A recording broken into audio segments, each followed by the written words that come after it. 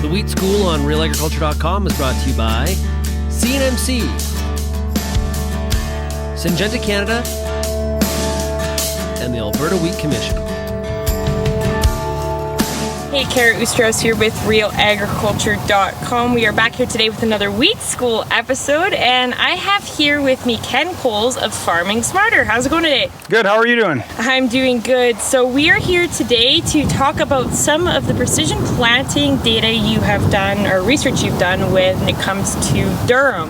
What can you tell me about that? Yeah, so this is the third year of our trial, and we were sort of challenged a few years back that we haven't really been making any progress in improving yields in irrigated durum. So at the time we had been engaged in using the planter obviously first for dryland grain corn, and then we moved into using it in canola, and it's sort of a natural progression is are there other crops that we can play around with? So I kind of looked at that as an opportunity to say, you know, in theory there's a lot of great benefit potential in using a planter for cereals, and it really stems back from corn agronomy, and when you listen to the longtime corn growers from the US or Eastern Canada, they're very precise in how they do everything, right?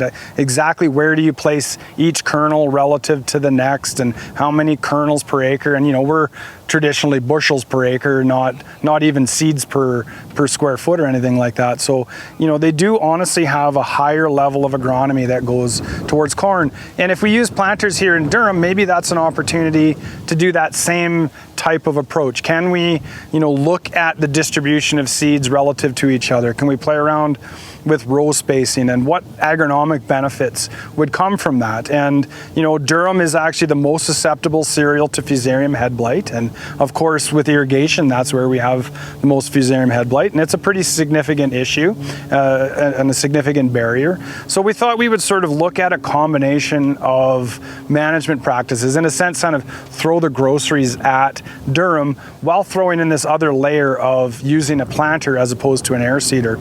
So things that we're looking for and we're interested in would be, can we get a more even crop?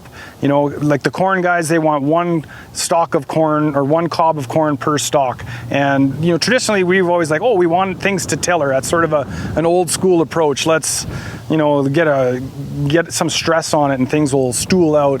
And in many senses, we might be better off getting one wheat head per plant and not have as many tillers. And what that does is, you know, we get more even emergence. We can have things flowering at the exact same time. And that can help, you know, for staging your treatments like a growth regulator. And some growth regulators will actually do a lot of harm if it's not sprayed at the exact right growth stage. So a nice even crop gives you, you know, a much better opportunity to time your fungicides, to time your growth regulators. And in many senses, the growth regulators, you know, will help give you a stronger straw and allow you to put more irrigation down too. So the preliminary results so far in the first 2 years is that we actually are seeing an advantage to the planter. You know, we've got a range of data from 105 bushels to 125. So, you know, depending on the combination of practices that we're employing, we're looking at different seeding rates as well. We have seen that there is an opportunity agronomically to push irrigated durum yields. I was just talking to the Hutterite who first came to me and said, hey, we haven't increased yields. And then afterwards he goes, you know what, since I first talked to you, we have been increasing yields. And he attributed some of that to the growth regulators. So, you know, we haven't had all of the data put together yet. And I'm not, you know, cheerleading that says we have to go out and buy a planter for all our crops. I think there is a lot of work that still needs to be done to tailor that equipment to our Western Canadian scale of agriculture. But, you know, it's fun to try something different, and that's kind of what we do here at Farming Smarter is put another crazy twist on things, take the risk out of you guys doing it on the farm, and hopefully in the end we can learn something and maybe push the envelope. And you mentioned tillering. What did you find with the planting results when it comes to tillering? Well, that certainly does reduce tillering, and because you've created this equal distance space, and that's probably more so on the lower seeding rates, because as you're putting down, for us we use 300 seeds per meter square, or 30 seeds per square foot. That's still a pretty high seeding rate, so the distance between plants is still pretty narrow. But what we are seeing is that it's even. There's always a consistent plant, whether it's like half a millimeter apart or not. Whereas when we look at the air seeder, you'll have like little clumps and gaps, and that's just sort of natural with that type of sort of roller type application, that you hit a bump and seed falls out. So certainly we're seeing a much more even crop. We're seeing better emergence, and we are seeing some reduced tillering depending on the seeding rate.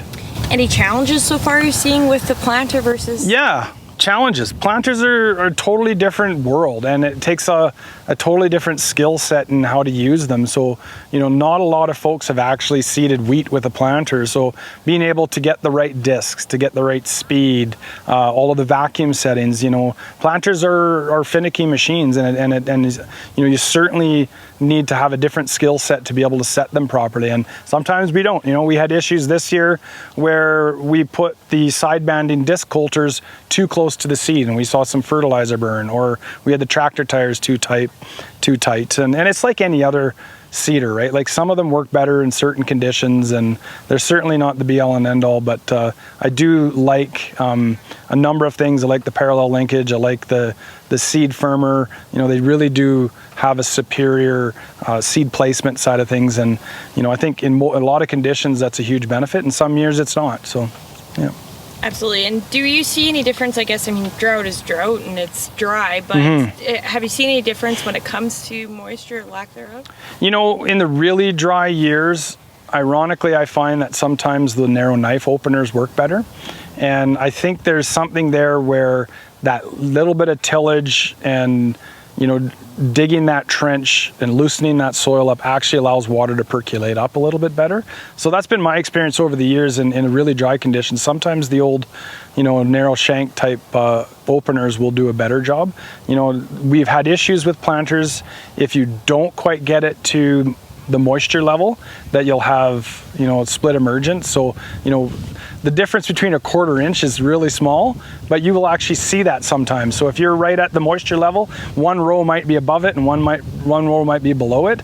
And then you'll have one row look great and one row comes up later when you have a shower. So it is finicky in that regard. And there's actually some technology that's being developed that will sense that and automatically adjust your depth per row. So there's always ways to deal with it. Of course, I'm sure the costs are prohibitive at this point, but yeah, it's like anything. There's certainly challenges.